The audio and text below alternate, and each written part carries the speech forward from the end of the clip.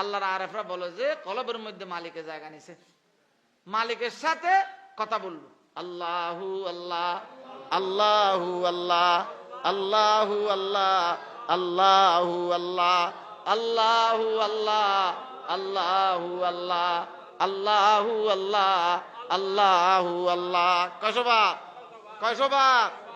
আগে 600, এখন 600। কত হইল? এবার এক নিঃশ্বাস একবার আল্লাহ আল্লাহ আল্লাহ আল্লাহ আল্লাহ। কয়শোবার? এই 1300 বারের নাম 12 তাসবিহ। ইস্তিগফার, দরুদ শরীফ আগে পরে পড়বো, সূরা ফাতিহা পড়বো, সাইকুল পড়বো, যা কেরাত জানি 2-5টা পড়বো।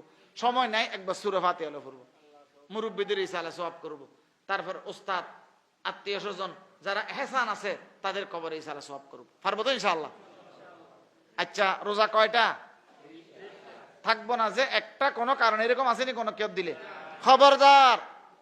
রোজা কি ওয়াজিব তো না, সুন্নতে মুআক্কাদা কি? রোজা কি কয়টা? 30টা।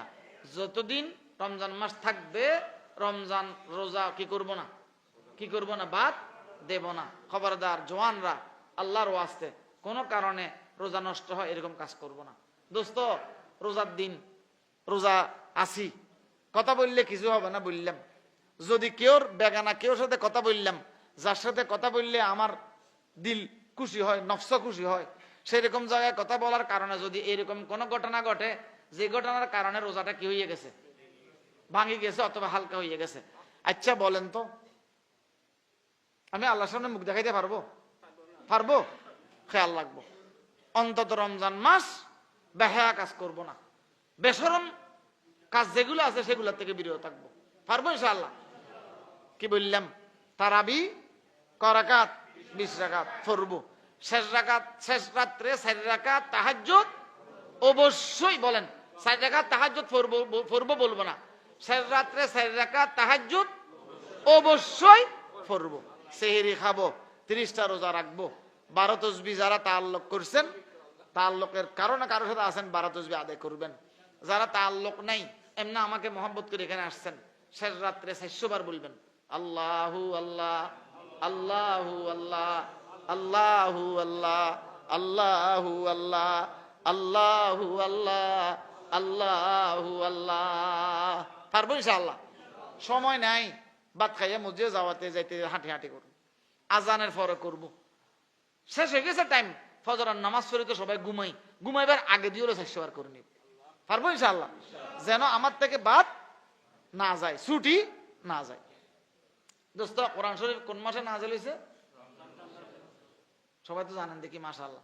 আচ্ছা, যদি আমরা ছেলের জন্য আমাদের বন্ধুদের কাছে জিজ্ঞাসা করি ডেট অফ বার্থ, তাহলে বুঝে যে আমার ডেট অফ বার্থের অনেক দাম, যে মনে রাখে সে আমাকে অনেক মহব্বত করে, এরকম না? এরকম না? হ্যাঁ, আল্লাহর কোরআন রমজান মাসে আসছে, রমজান মাস গেছে যে একটা মাস, আমি কোরআন শরীফটা সুইও দেখি নাই, বুকও লাগি নাই, সুমাও দিই নাই, এক লফজ কোরআনও পড়ি নাই। পারবো আল্লাহ কাছে মুখ দেখাইতে? পারবো না। কোরআন শরীফ যারা ভালো পড়তে পারি কমপক্ষে 1 খতম পড়বো, যারা পড়তে পারি না পুরো রমজান চেষ্টা চালাইয়া যাব ইনশাআল্লাহ। পুরো রমজান কি করে যাব? যারা একবারে কোরআন শরীফ পড়ি নাই, পড়তে পারি না, আচ্ছা বলেন তো চেষ্টা করলে কি 10টা ফাতিহা শিখা সম্ভব না? সম্ভব না? কি লাগে যে দিল তৈরি হইতে হয়। পারবো তো ইনশাআল্লাহ? কোরআন শরীফ যে সূরা গুলা জানি সেগুলা অবশ্যই পড়বো। যাদের দ্বারা সম্ভব হয় 30 দিন, 40 দিন অথবা শেষ 10 দিন, সুন্নত মুআক্কাদা শেষ 10 দিন ইতিকাফ করব।